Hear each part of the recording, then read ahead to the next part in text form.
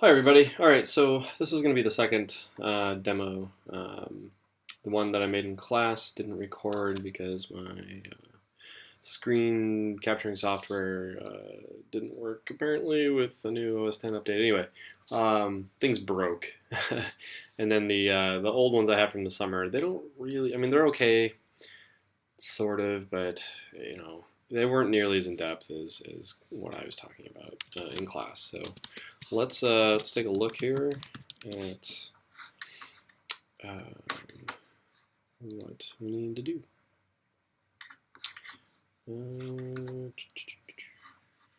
Let's see if I can just find. There we go. Just clean that. Oh no, that was the anyway. That was the final draft submission. Let's find the description. Okay. So let's take a look at what we're doing. All right. So these are the tools we're going to review, and then we will set up. I'll take off the postcard thing here.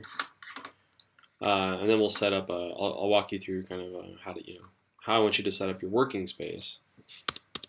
A business card. Okay. Maybe put some dimensions in there. 2 inches. 3 by 2. Width and height.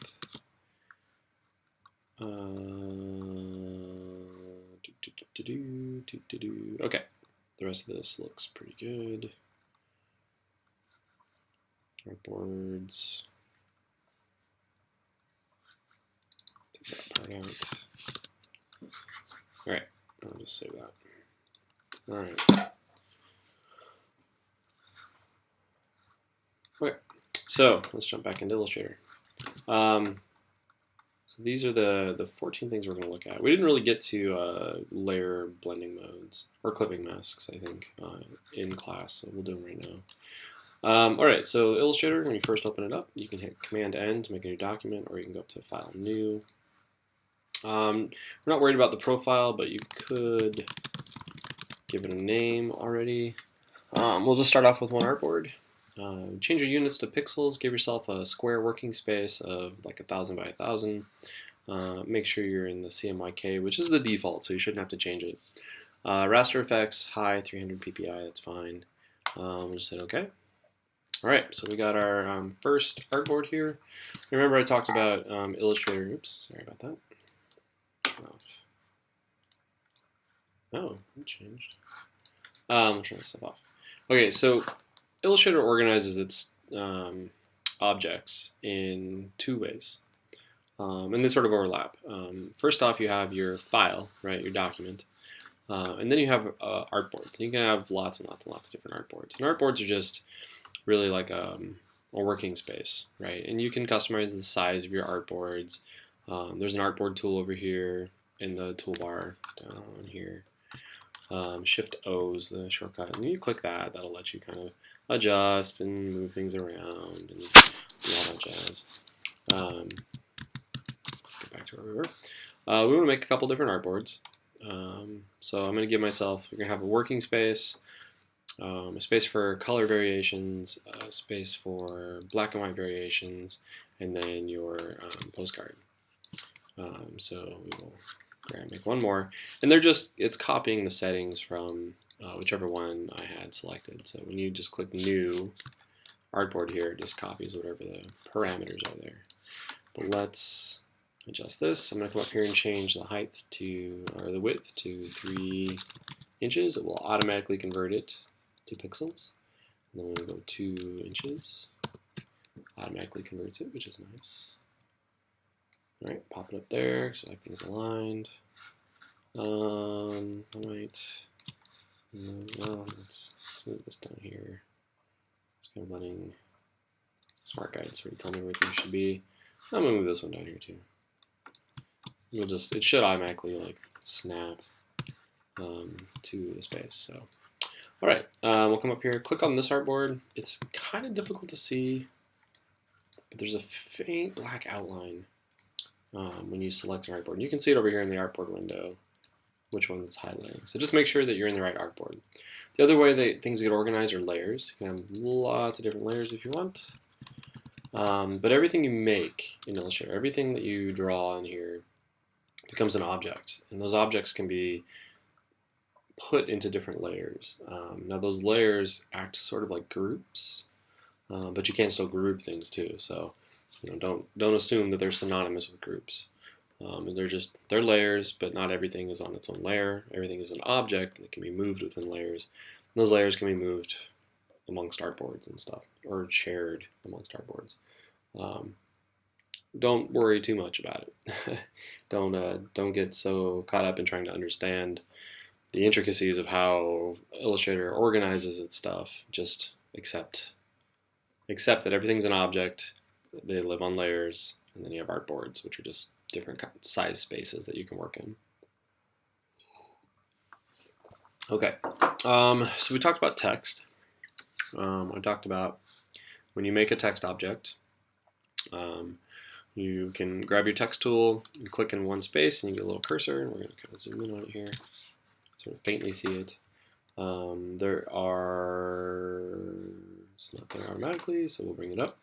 There are a bunch of type tools. Okay, most common one is character. When you have the text tool or type tool selected, up here in the options bar are a lot of these different little windows and options. So if you don't want to have a ton of windows open over here, you can just click and set settings up here. So most common setting really is your font type, or your font, or the typeface. I'm gonna just give us some text. I'm gonna highlight that text. We'll find out. Let's see if it changes it for us. There we go. So I'm gonna kind of just highlight it, click in this window, and then sort of go through it using my up and down. I don't know what's stopping on normal. I don't know. I don't know what's stopping on that one for some reason. Anyway, I'm going to just kind of click these, and it's only going to myriad. I don't know what's up. So an easy way, type character, bring up our character window here. An easy way to sort of cycle through these. God, it's still not working. What's going on?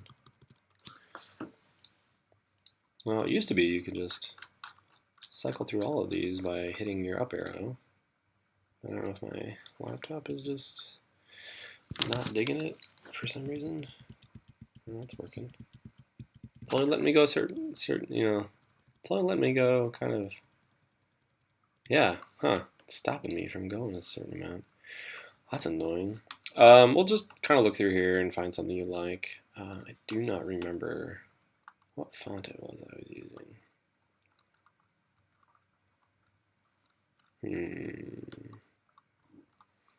Kind of really liked it. Let me open up the other file, and then I can find it.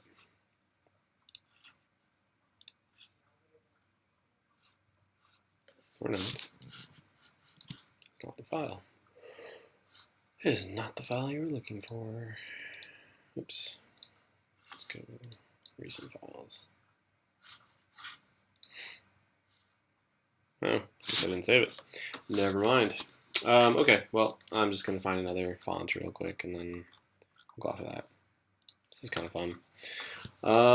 There's different weights that you can pick from those. I don't know what this Bahana thing is.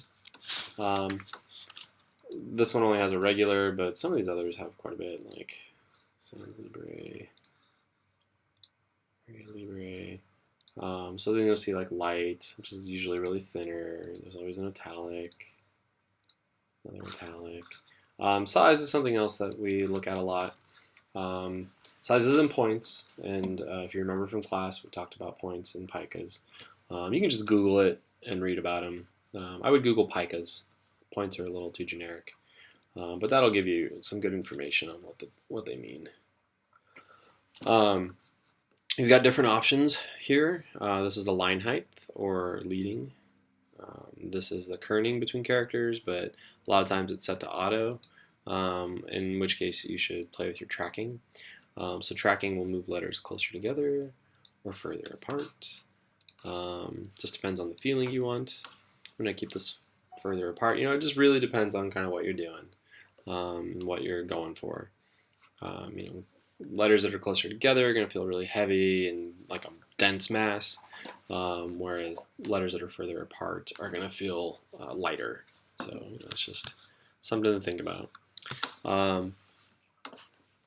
As it is right now, this is just a type tool or a type object. So it's got one point in a straight line, and then your type shows up here. You can't really edit. There's no points or anything that you can really play with. To make it into an object that you can deal with, you can, gosh, I always do this. Come up to type, sorry, and where is it? Create outlines. So right here, Command Shift O, Shift Command O. So now it becomes outlines, and I know it's outlines if I look at it like that. This other view I'm going into, this is called the outline view, and it's just Command Y. If you just hold Command, it'll show you all those different options.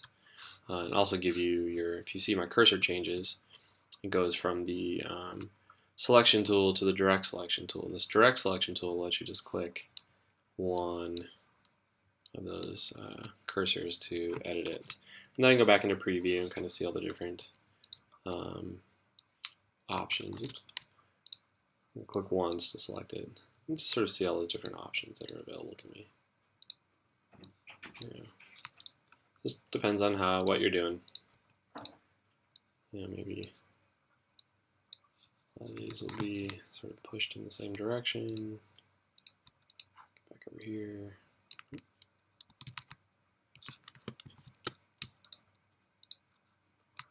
It's easier to just have that tool selected instead of. Well, I'm kind of just messing around. I want these to point sort of going down that way. Anyway, I need to not worry about this too much. I get to caring too much about what I'm doing. Anyway, so you know, maybe there's a common kind of thing you're doing, like they all have a little bit of stuff being pushed out. I don't know. Anyway, play around with it.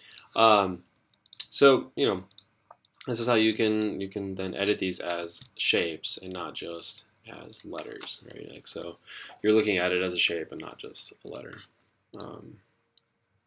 I care too much about this. Oh well, if I want to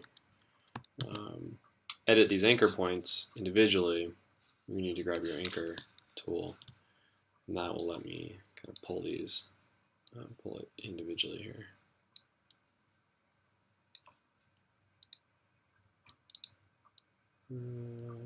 It's giving me some problems here. But anyway, go back to anyway, I guess I messed with that. So yeah, so that's how you make shapes. It's really useful to use this logo tool because sometimes you'll end up making like a bunch of empty text objects, which you can't see it when you're in preview mode, but you can definitely see it when you are in outline mode. Like they show up as this little X's. And so you can clean your file up because there's a lot of instances where if you're sending a file to a printer or something, those little objects will kind of mess things up. They'll become little glitches. So just like in Photoshop, you know, if I'm scaling up or down, just hold Shift and it'll constrain proportions. If you don't, it won't. Shift constrains the proportions. If you hold Option as well, it'll scale up from the center or down from the center. But I don't really care about that right now. So okay. Yeah, so that's text. There's different things you can do with text. There's area, there's type on a path, there's vertical type, vertical type on a path. If you're typing on a path, you need to have a path out there first. Paths are any line between 2 points. You can make those lines in different ways, like this is a line segment, so it's just giving me 2 points. And then going from there, it's always a straight line. If you take your pen tool, you can click and you don't have to hold it. You can just move your mouse out, and that will pull a line. you can click and drag, and that will give you these anchors to do curves. And it will always try to complete those curves for you. Oops. Right, and that's a solid path. And it shows you it's a solid path when you see that little circle. The little circle shows up next to the pen tool. It tells you it's going to complete that path, which makes an object that's full. So right now it doesn't have, if I look over here, there's no fill or stroke on there. So I'll grab it, can maybe grab some swatches, give it a fill, maybe just give it a stroke. So, that's different ways, like these don't have any. See, I can't see them now, but if I come over here, I can see them. I can come over here and give them path or stroke characteristic color, so now I can see them. So yeah, so you can play with that. There's also a curve pen tool, which will always try to give you nice curves, really nice curves. It's very easy to draw a circle this way.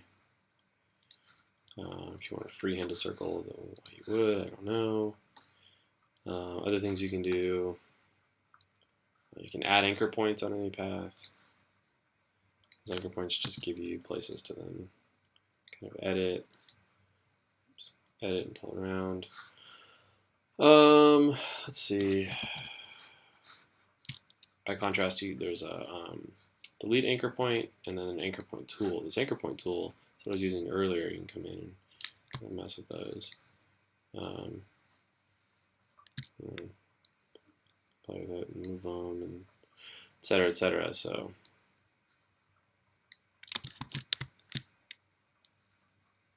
yeah.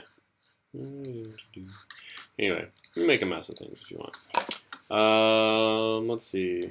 Text. So shapes too. I think that's one of our next ones. Line, pen, swatches. Oh, let's talk about swatches real quick. So swatches are over here, this window. I usually like my swatches to be kind of gigantic. Oop, not a list view, sorry. Large thumbnail view. You see these folders, these are just different collections of swatches. If you want to make your own collection, you just hit the new folder button, give it a name, and then it'll take your active color, so whatever color you have right here, but you can also drag colors. You just gotta move it down until you see that blue line. So if you want to set up sort of a palette, working colors for yourself that are easy to find, then you can quickly do that. There's also a library of a bunch of different options, which the library icon is sort of book-looking things. Click on that, you'll see a bunch of different options.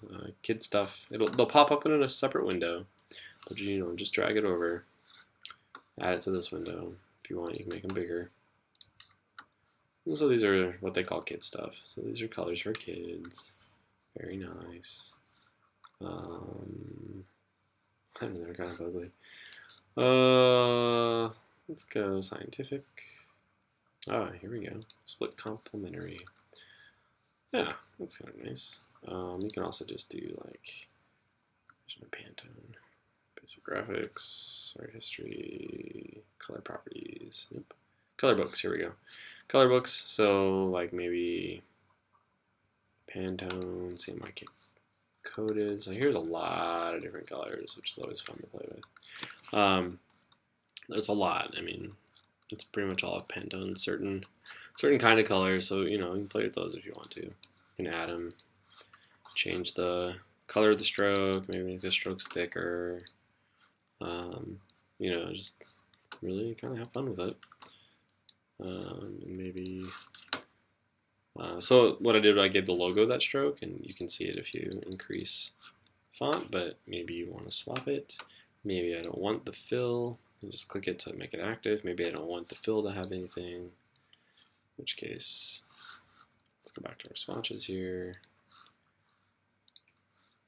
Yeah, there we go. Let's swap it back.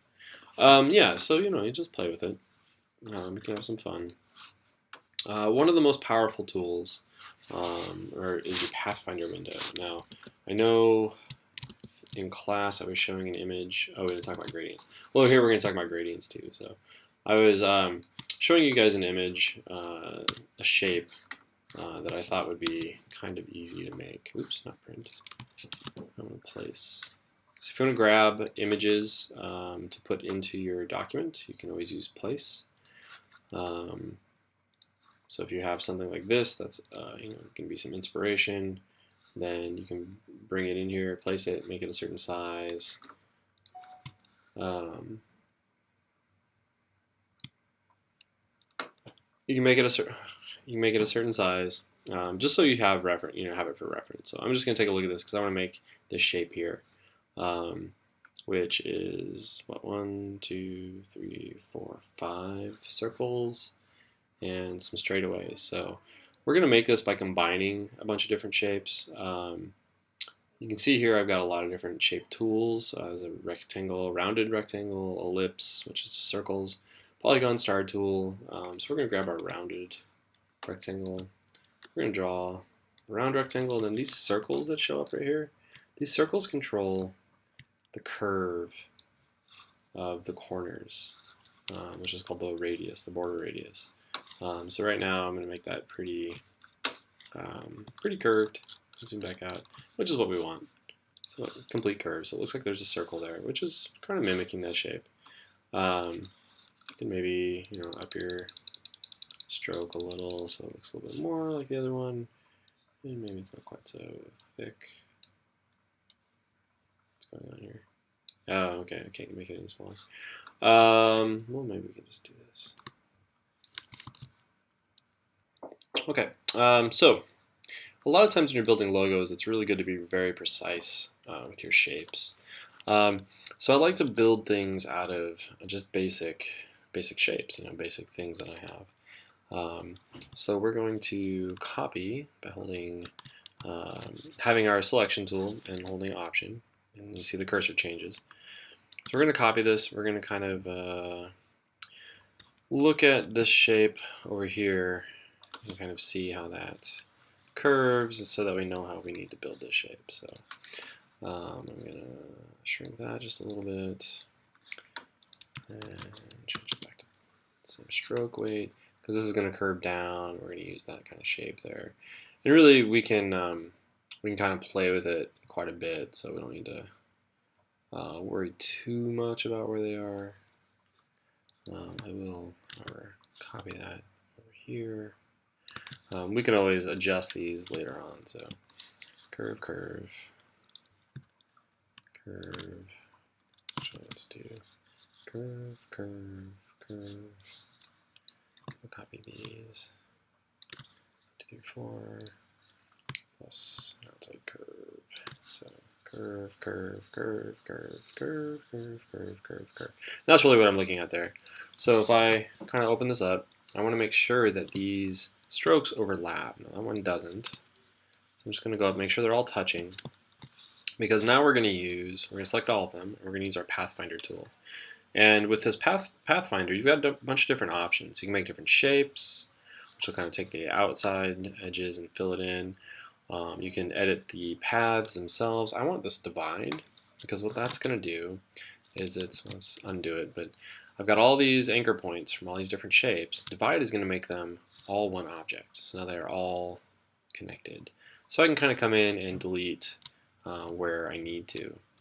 So let's come back into preview mode, kind of see. So I want to get rid of, grab my direct selection tool, get rid of that path. There we go. Get rid of that path. We're going to select that one, get rid of that one. I don't need this inside path. Although I do need, so if I just delete this, oh, it worked. Okay, never mind. I was thinking it was going to delete the curve too. So that would delete the curve, but this will not. And I knew that because of how that went in like that. Now right now, these are still not connected into one, but we're going to fix that later. So let's find that one. I don't need that one. Don't need that one. Don't need that one, because I want this. Remember, I want that line. Take that anchor, delete that path to open that up. So really what we're doing is there's still a shape there that we need to kind of get rid of. But you can't see it because there's no, if you check over here, there's no fill or stroke. but it is definitely still there. So let's get rid of that. Make sure we're open there. We are. The one thing we are not, though, actually, let's come back into outline mode. You see I want to highlight or I mouse over it and it turns blue. I want the entire thing to turn blue because that will tell me that it's one object. Right now it's multiple objects that are not connected. So if I select all these and I give them a gradient, which is what I want, I come look at it. You see how the gradient stops and ends in a lot of different places? We don't want that. We want to be able to apply one solid gradient across the entire object. So we need to fix these sort of joints here. And it used to be this was really tedious. But now, through the magic of computers, we can fix this. There is a joint tool. I'm looking for it. It's not under rotation. There we go, join tool. We want this join tool. So it's under your shaper tools, right? Kind of by default underneath that square or your general shape tool. We want this join tool. What we're going to do with this join tool is we're going to find these joints, okay? You're just going to kind of paint right on top of it. You see how it fixes it? Just kind of smudge it like that. What it's doing is we're kind of painting an area. We say, okay, there's an area. Here's an area where everything's broken. Please fix it. You just got to kind of overlap those two joints, those two anchors that are right there, and boom, it's fixed. All right. So then we can select that. If you want to, you can grab your. All right, because it's not the fill. Anyway, we'll select it. We can come and edit our gradient a little bit. Apply it on the inside, the outside. You can break it at the lines, or you can have it apply across the entire object. You can come in and edit that. You can make up a new one. You know, whatever you feel like doing. I can just click in here. If I double click on these little squares, it'll give me different colors to play with. So like in our instance, I think we had an orange. This was like a blue. And then this was a white. Right? And then the gradient just got applied across that. So before we do anything else, we can now come in and grab with our direct selection tool. If we grab these three anchor points, so these three, I can just grab and kind of pull in and now start adjusting and playing with the size and the shape. I'll grab these three. I'm holding shift as I pull, and that constrains it to that axis, that horizontal movement. That's a good one to keep there. Maybe we'll pull this one kind of like right there. Kind of just looking at the drawing, sort of freehanding it here. Oops. Start pulling, then hold shift. And yeah, we're getting there. All right, well, that's roughly what it is. I could bring this image over, I could pull this over here and kind of rotate it to kind of match, and maybe scale it up.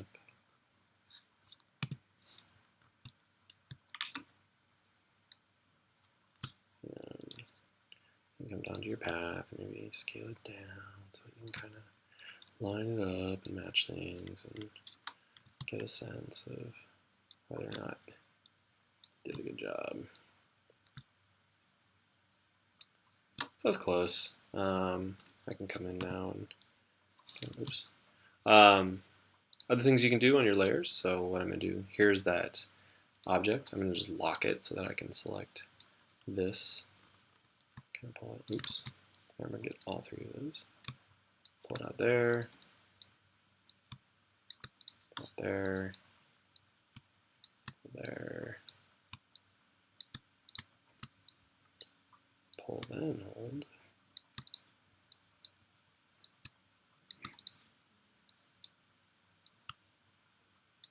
Ooh, grab too many there. There we go.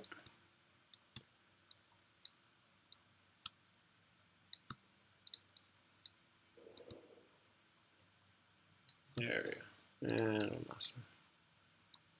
That'll kind of get us that shape that we want. Cool. All right, that looks pretty good. Okay, I'm going to hide that. So that's the shape I wanted. I'm going to go back to my regular selection tool so that I can select the whole thing as an object. And if you hold Shift, it'll constrain to your whatever axis you happen to be moving on. But you know, my gradient's not exact, but it's pretty close. But yeah, so that's one way you can make a bunch of different shapes. Logos will look really good if you can do keep them really clean and even and uniform. So you do that just by combining shapes, using your Pathfinder tool, cleaning things up. Use that join tool to clean up the joints to make it one solid object. This is probably the best use of a gradient. I know I want you to use gradients, but please do not be ham-fisted about gradients. Use them in subtle ways. So, all right, I'm going to stop here. I'll come back later and do some more. Okay, guys. So we're back. Yeah. So yeah, you know, just if you make your shapes really clean, build them from very specific kinds of tools or shapes, then they're going to look good. Just by the virtue of just being exact and clean, using some shapes. You know, don't try to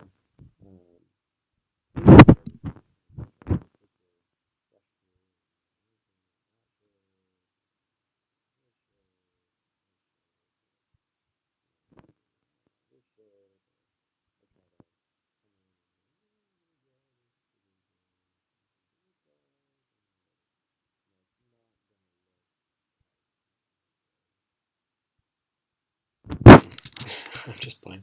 What is that? That was my that was my join tool. Right. So don't try to do that kind of stuff because it's not going to look good. It's it's going to look rough and free-handed. If rough and free-handed is what you're going for, then by all means. But for the most part, logos, you know, need to be visible at a distance. So if this is what I'm going for my logo, then let's kind of scale it down here. All right, you can use your align tools. I really suggest using these, getting very, very used to them. There's an align window over here, or generally they show up in the options. If you don't see it, if it's collapsed, you know, look for this icon. If you don't see the options, that means that they don't really apply to the selection you have. There's 3 different ways to align stuff. You can align to the selection, so if you have multiple objects, so if we pull a second object here, select more than one object. Align to selection will let you align horizontally, vertically. It'll let you distribute, so I can distribute all to the bottom, the middle, top, left, right. I know it's not really doing anything. Align to the middle there, and to the top. Put them both in the middle. It's not doing a whole lot. Or you can align to the artboard, which is what I recommend. Let's distribute evenly to the artboard. So it's looking at the bounds of the artboard and then figuring it out from there. So you can align from a key object too, but you have to set which object is your key object. So maybe this is my logo. You can, if you group it, then you can treat it as a single object. So then I can align it singly, or as a unit, so it aligns it evenly on the artboard page. Let's make sure I did my horizontal. Yeah. You know, so let's maybe also up our stroke a little bit and then kind of zoom out. It's about an inch perceptually, or perceptively visible, whatever. It looks like an inch to me. Might double click and come into the group and maybe make some adjustments, flip it so that the icons are different. You could even try to stick it together like a puzzle piece. I don't think that looks all that good. Yeah, play around. Try different things. Although now I think we need to re-even it up. There we go. And come back out. So double click out here in the space. You'll notice it changes at the top. So like this is grouped. If I double click into it, it's just called isolating it. So I'm on layer 1 into this group. And it'll let me hit these things individually. It's the same thing as coming over to your layers and just sort of selecting one of these, you know, drop down. If you do want to select from your layer window though, you need to hold Option and click it. You'll notice the little blue square shows up. That means you actually have it selected. You can verify that by looking for the transform box around it. Alright, so I'll come back out, select the whole thing, and make sure that I've just got it centered on my business card. So right away, you know, there's kind of an interesting logo. could just do that. There's no text. You know, you could play around with your text. There's all sorts of effects you can try. You know, I would play around maybe with your distort and transform effects. So if we hit preview, go 90, see what that does. Sort of showing you what it's working on. So it shows you in the blue the original, and then it shows you how it ends up looking like that. So that's kind of cool, actually. Can't really read it, but you know, that's fine. Could be something a little more specific that's easier to read. You know, so what if this goes hand in hand with this? These are my two logos, so maybe I will figure out their placement individually really quick. Group them, and then I can align it to the artboard, which did not work for some reason. Yeah, that was weird. There we go. Right, so there's a logo. I'm going to go off of that. Can make it smaller, but hold shift and keep that proportional. You know, it just depends on what you want, you know, the kind of look you're going for.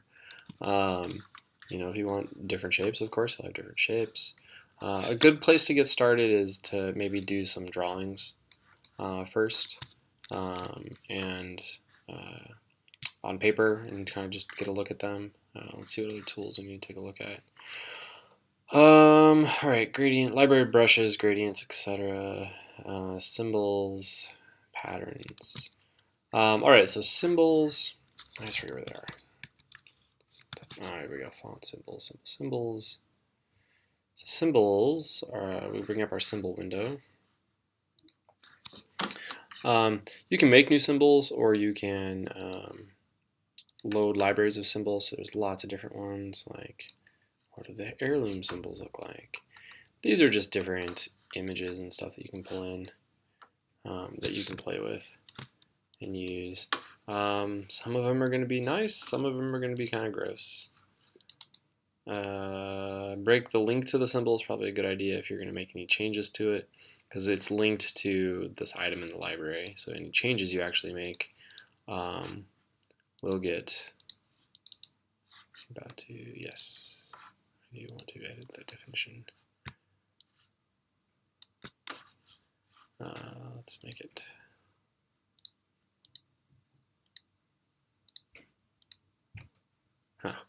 I'm just trying to play around and get a sense of what's going on here. Anyway, there's lots of different things you can come in here and edit and play with. I don't really expect you to find anything good, technically, you know, honestly, in the symbols. I've never been a giant fan of them, but you can play around with them and get a sense of them.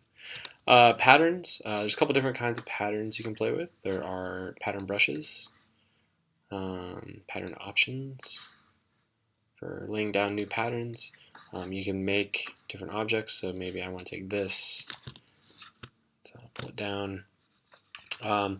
You need to essentially like bake the effect. You need to make it stick, and you do that by expanding the appearance, because right now it's just an effect that if I come over to appearance over here, I see that there's that effect, and I can take it off and go back to the original really easily. I can even come in and re-edit it and do something like, you know, 270, turn it back on and see how much it changes it again. But if I want to keep that, just come to expand appearance.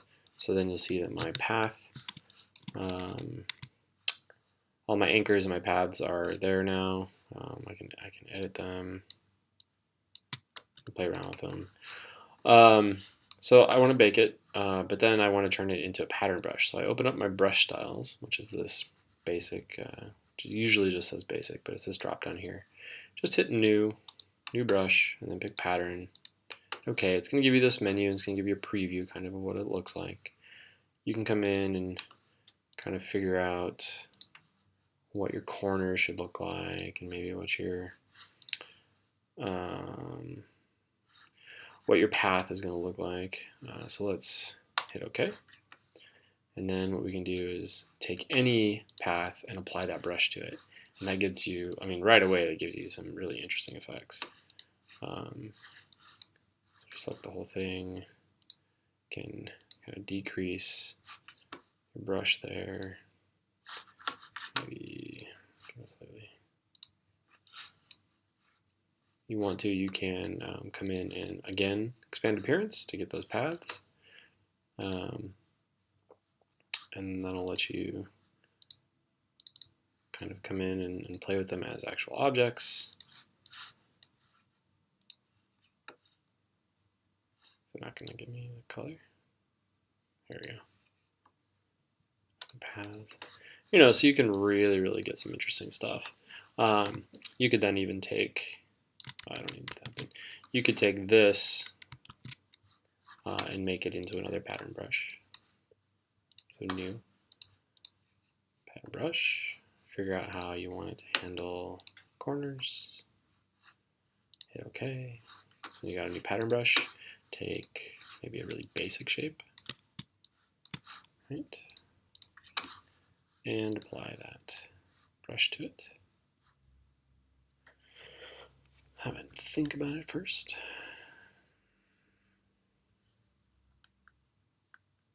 You know, so again, you've got some really interesting effects going on. Things you can do, you can double click on it to come in and edit it. Laptop's just running slow.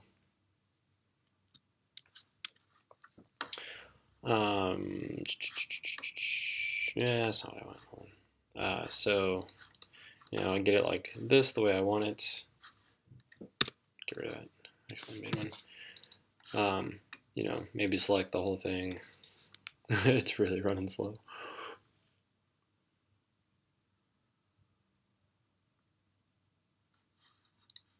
Alright, so, oh, it's part of that group, that's why. I actually made it inside the group. So let's take it outside of the group. Is this square there? Yeah. Alright, so it's that square there. I'm going to pull it outside of the group here. Make it its own thing. Alright, so it's its own thing now. Oof, running so slow. Okay, let's expand the appearance, which is going to give you a lot of crazy information, okay? And we're going to do something to it to make it easier. So yeah, you see that kind of pop up. These are like image masks on top of it in order to get it to look a certain way. But things you can do to this, oh man, we might be reaching the limit of what I can do on my laptop. Things you can do to this, come on, out of the group.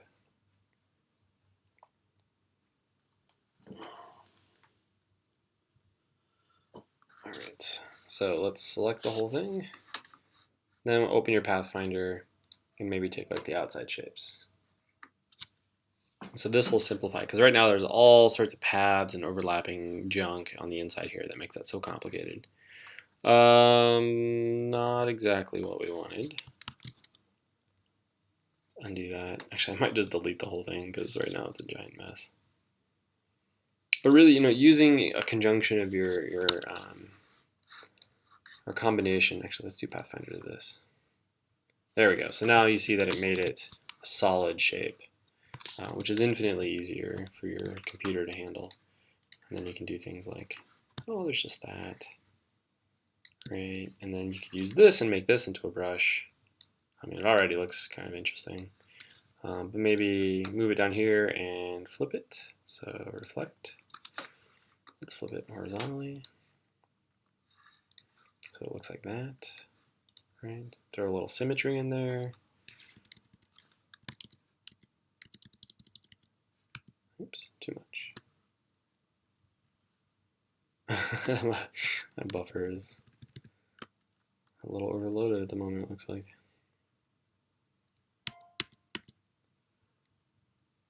Alright.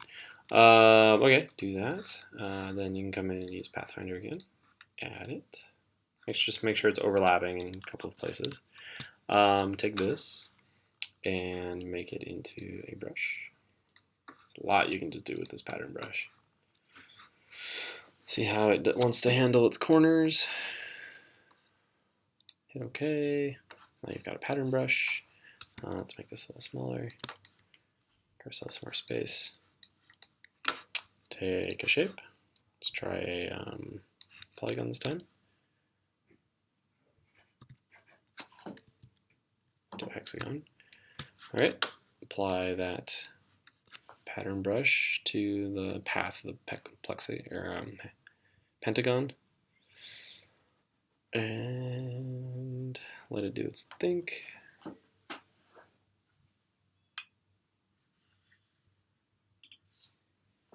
And there you go, something really crazy and complicated, which you can simplify very easily by, again, expanding the appearance. Probably give us a bunch of like things that we need to take out here in a second.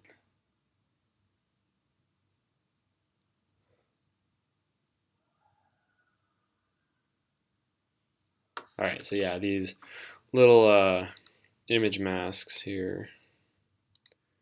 So you actually need to come into them, like double click into the group and delete them, and then that'll let you expand the appearance to make it a solid object, or cut out parts or whatever you want to do to it. But it helps you to make really kind of interesting shapes.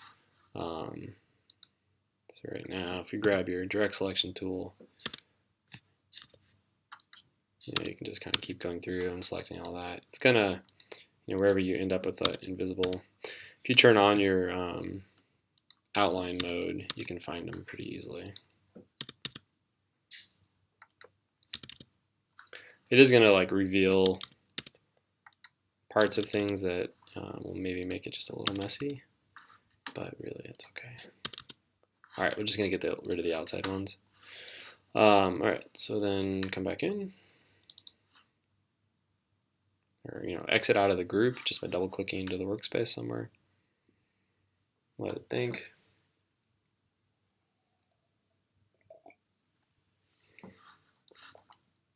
Just like that, and then let's maybe keep all the inside stuff. So I'm gonna apply its filter, see what this does. Oh, all right. Didn't do anything. Let's try the inside stuff then.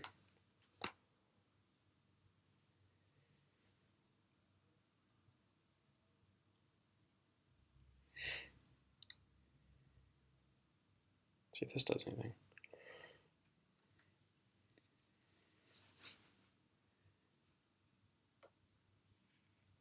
Really, experimentation is going to be like with everything we do. Just experiment. There's so much in here.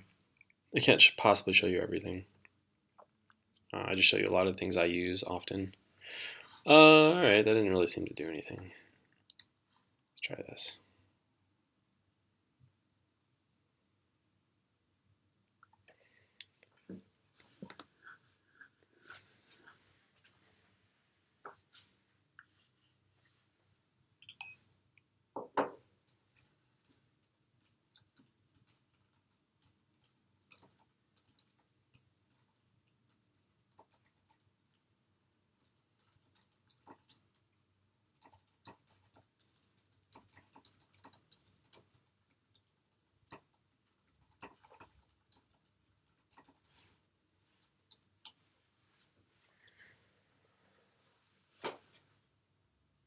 Oh, that didn't do anything either. Okay, well, anyway, whatever. Nice big complicated shape. Just remember that with everything, it needs to be visible or readable, right, at 1 inch. So your best bet is to make it really small and kind of see what it looks like. That's sort of a giant mess, and is way more complicated than what we want to deal with. So anyway, combine, overlap, play with, find interesting, weird shapes. You'll have a lot of fun. Let's see, last couple things. Clipping masks and opacity. Opacity works very much the same, although it's under this transparency this transparency window. But if you have a mask, if you want to make a mask, so kind of like the layer masks we were doing, these masks are kind of specific to shapes. So say I only want to show like this part, like right here on the inside of this shape. So make a shape that sort of roughly conforms to the mask that you want to make. Then you select. We're going to need to expand our appearance here. Then you select the object that you want. You just select both of them, but make sure that the mask is on top in the layers. So where's my polygon? It's on the very top. And the very bottom is the this sort of weird text layer that I have. So then what I'm going to do here with both of those selected is come in and do object, clipping mask, make. And that will just use that shape that's on top as sort of like a cookie cutter to cut out from the rest of those shapes. So it's really useful if you want to kind of create shapes that imply things. So like, you know, square. So for instance, if we have a word like this, well, it's kind of boring actually. Okay, so we have a word like this, right? Let's convert it to create outlines, convert it to a shape. Let's create a circle. Right, and maybe I want to cut the word circle out. So, you know, you can do that. You know, you can make it look like it's doing that just by having just by selecting the text and changing the text color to match whatever the background color is that you're dealing with. But the problem with this is that it's not an actual shape. So if you're sending this to like a printer, or maybe you want to laser cut it or something, you know, you have these overlapping paths because a laser cutter, you know, something that is going to actually be physical is going to use these shapes, these paths, to kind of determine where it needs to go. So we really want to cut the word circle out of the circle. So just make sure that the word is on the top layer, the circle is underneath, and you can come up to Object, Clipping Mask, Make, and oops. Well, yeah, so my circle still has, where'd it go? Uh-oh, where'd my circle go? Clipping Mask, ellipse, here we go. So my ellipse needs, oh, that's weird. That's really weird. That should have worked. I'm not sure why that didn't work. Oh, because these are in a group. They need to not be in a group. They're already in a group, and it doesn't work that way. So let's undo the clipping real quick. We will ungroup them so they are all separate. And it kind of only works with one object at a time. So you can take this one and and make a clipping mask and sort of see it's right there. Or even better, take these and just cut it out. Is it this one? Yeah. There we go. And I think that made, well, I might not have fixed it entirely. You know, use it to occlude and hide and show the clipping masks. What I want to do apparently is not working for some reason. But it works best with simple shapes, not so much with compound things. If you want to show kind of the middle here, this Venn diagram eyeball thing, you know, you do that, and now you've got it, which is kind of a easy way to make eyes. So maybe you want to rotate it, and then if you wanted to, you could, let's see, there's a way to expand that.